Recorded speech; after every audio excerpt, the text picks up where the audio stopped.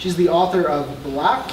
It was a finalist for the which was a finalist for the 2014 Oklahoma Book Award. Although you could be a finalist for the Oklahoma Book Award as well, I'm sure.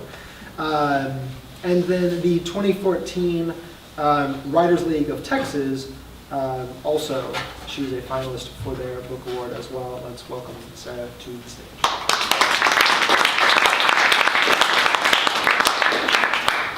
The poem is August 20th, that week, called Come Hurricanes. Sky so dry it sucks cattle to bone, wind so hard it blows away the moon, but down in the Gulf a fever dream.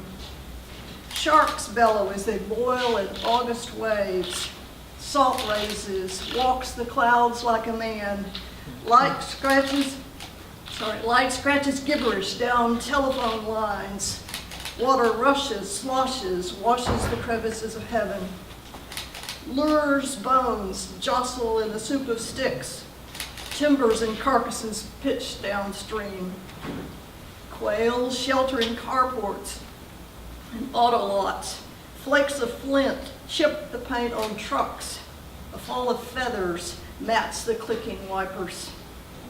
Yellow ochre sulfurs the puddles, fish plunge to waiting baskets, cattle tongue a mound of manna. In the wells, water foams and hisses, sleepers shudder, visited by portents' weapons. Lightning riddles the sand with crystal tubes. Wind carries off the curve of the sky as it passes. Sidewalks lie crazy cracked under slabs of hail. Rain lilies arch between chickens and mangled prickly pear. The heat returns.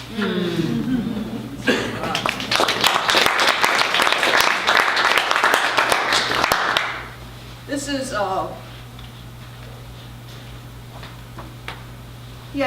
guess there's enough people who haven't heard it. This is an older one. It's out of this book here. The Altruism of Birds. Ravens clamor the flock to a hidden feast, hark and hoot to show the way. They share. We'll assume it's for the usual reasons, courting or potlatch or the bullying strength of numbers. Why are we surprised? After all, people share, and often for no reason we can name. Men share and wolves share. A raven may tip his wing to a hunter. A badger may shelter a boy in his den.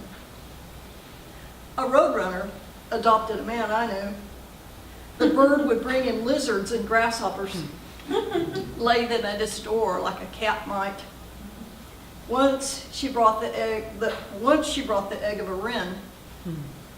Once she came right up to the man as he sat in the shade of his patio, and she looked at him. Her eye had that bird glint that might mean anything. Pride in her prowess, yearning for the touch of his beak, or delight in the glare of the sun and the taste of snake before it is given away.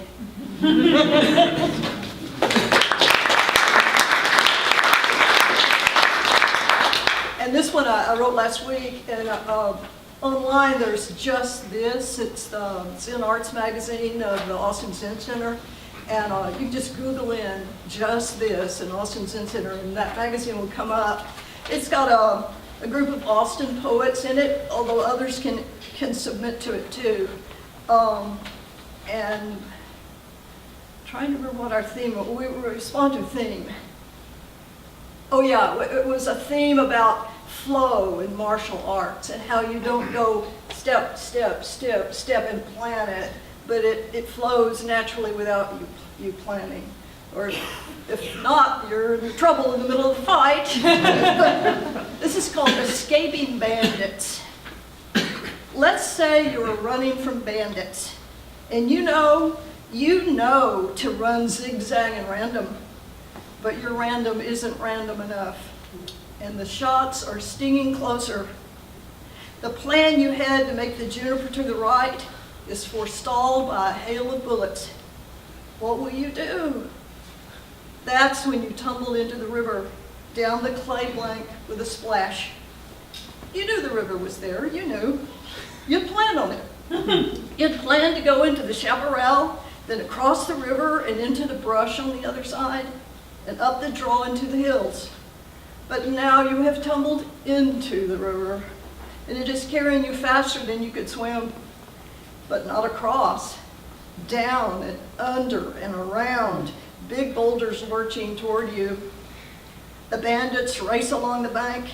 Sometimes they see a head bob up, and suck under and swirl away. Their guns peck, peck, peck across the top of the water. And now what? The river is taking you fast and far, and you have to let it, but you do your doggy paddle, and you plan again for the soft yellow of the beach you know lies ahead, and the brush that reaches to its edge. Bandits know how people think. They are waiting on that curve of sand, their guns aimed. The perfect place to land, they think, to crawl into the shadows, and we will get him then. But that's not what the river has in mind. It ducks you under, crashes you against a boulder, and dizzy, you have to let yourself go into the current. Right on past that bank where the massive horses wait. You did not even know you were going past, because you are floundering deep under the green water, fighting for breath. And when you come up, you are far beyond that beach, into territory you do not know, places you cannot plan. A route that leads you away from bandits, away from the life you knew. You're free to go upon your way.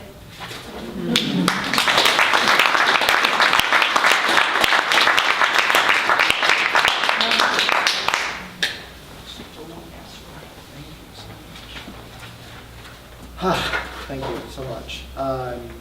It is wonderful to have a co-editor working on a project of this immensity. Allison Whipple, let's just give her.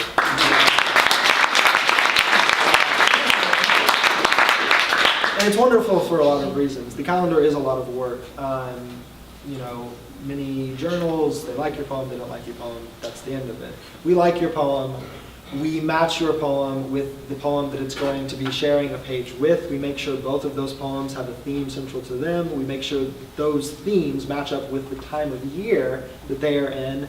There might be other poems that we also like that rearrange the order of the calendar and rearrange the feel of the year as we experience it, and so on and so forth. And Allison is immensely helpful to me in making that process flow in a manner similar to the way Sarah's poem does from time to time. We are going to take a very short 5-minute break here. If I wanted to end there because Sarah's poem in the calendar, hopefully you feel just a little bit warmer than the weather outside intends, and we will pick up from that point. If you haven't filled out the video consent form, please do so. If you have heard poems that you like from our readers, many of their books are on sale on this lovely table back there.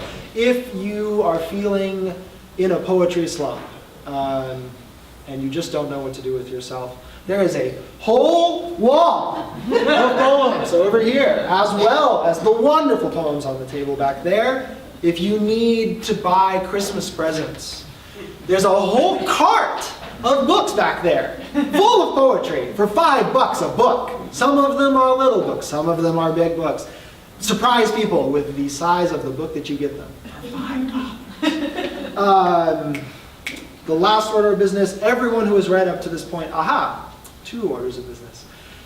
We are in to August at this point. Is anyone published in the calendar who is present, who has not read their poem yet, August or above? Shouldn't be. Woo! All right. And lastly, everyone who has read so far, we need you to come back up and just sort of fill this space. We need to take a picture of you for our wonderful records. And that's it. Everyone else is released for 5 minutes, and then when I start shouting, you have to come back. Thank